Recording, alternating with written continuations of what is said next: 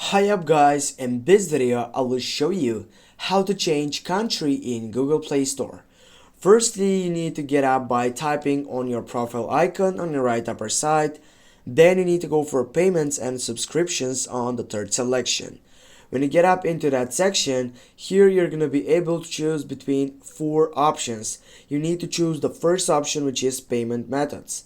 Now here it will brings you to this site and you need to go for more payment settings, and also it will get up into that section in which you need just to get up and add that payment method.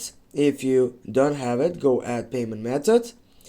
And here guys, with this, after getting up your card number and card holder name, simply need to add your address here, and here you're gonna find out that country site in which you need just to take a look on your country. You need just to take a look, for example, for Macedonia, and then if you want to change it, you know, again can back here, and then you're gonna, for example, go for Norway, and it will shows up the different side. Thanks for watching. Don't forget to hit that like and share the video. See you soon guys.